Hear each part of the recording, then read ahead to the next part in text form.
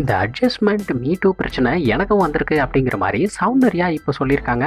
Big Boss season 8வது நிகழ்ச்சி பார்த்தீங்கன்னா இப்போது நல்லா போயிட்டுருக்கு. இதில் சௌந்தர்யா ரொம்பவே வைரலாக எல்லாத்தையும் கவனிக்கிற மாதிரி நிறைய விஷயங்கள் செய்கிறாங்க. சௌந்தர்யாவுடைய அந்த க்யூட்டான ரியாக்ஷன், அது க்யூட்னு எல்லாருமே சொல்கிறாங்க, எந்த அளவுக்கு உண்மைன்னு தெரியலங்க. அந்த மாதிரிலாம் நிறையா சௌந்தர்யா பண்ணுறாங்க.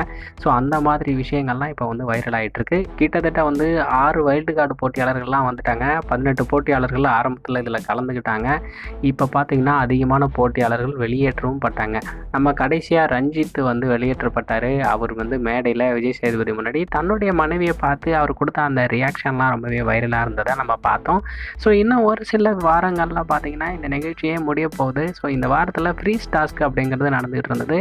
இதில் போட்டியாளர்களுடைய அந்த நண்பர்கள், உறவினர்கள், பெற்றோர்கள் இவங்கெல்லாம் கலந்துருக்காங்க.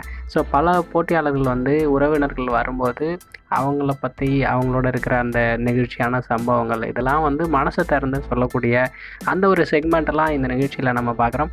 அதே நேரத்தில் இந்த நிகழ்ச்சி தொடங்கின முதல் நாள்லேருந்து சௌந்தர்யாவுக்கு அதிகமான ஃபேன்ஸ் எல்லாம் இருக்காங்க அப்படின்னு சொன்னால் அது கண்டிப்பாக உண்மை தான். ஸோ சௌந்தர்யா மாடலிங் மூலமாக சினிமா வாய்ப்புக்கு முயற்சி செஞ்சுருக்கிறாங்க. ஒரு சில வெப்சீரிஸில் கூட அவங்க நடிச்சிருக்கிறாங்க.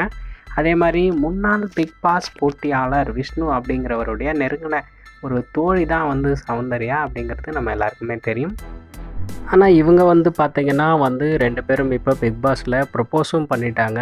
நீங்கள் என்னை கல்யாணம் பண்ணிக்கிறீங்களான்னு சௌந்தர்யாவே விஷ்ணு கிட்ட கேட்டிருக்காங்க. அதனால் இந்த ஒரு விஷயம் இப்போ தெளிவாயிடுச்சு. இவங்க 2 பேரும் ஃப்ரெண்ட்ஸ் மட்டும் கிடையாது. ஸோ இந்த ஒரு நிலமையில தான் சௌந்தர்யா பார்த்தீங்கன்னா தனக்கு நடந்த ஒரு ஆடிஷனில் நடந்த ஒரு பிக் பாஸில் என்ன சொல்லியிருக்காங்கன்னா, தனக்கு ஆடிஷனில் ஒரு அட்ஜஸ்ட்மெண்ட்டு பிரச்சனை நடந்ததுன்ற மாதிரி பேசியிருக்காங்க. அதில் என்னென்னா ஒரு டைரக்டரு அவரே படம் எடுக்கிறாரு, அவரே ஹீரோவாக நடிக்கிறாரு.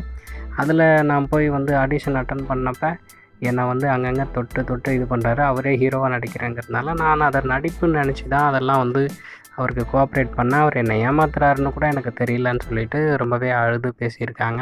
ஸோ பிக் பாஸ்லேயே இந்த மாதிரி சௌந்தர்யா இதை பற்றி சொல்லியிருக்காங்க. இப்போது சௌந்தர்யா விஷ்ணுவுடைய அந்த காதலும் வைரல் ஆகிட்டு இருக்குது. உங்கள் கருத்துக்கள் என்னங்கிறத கமெண்ட் பாக்ஸில் கமெண்ட் பண்ணுங்கள்.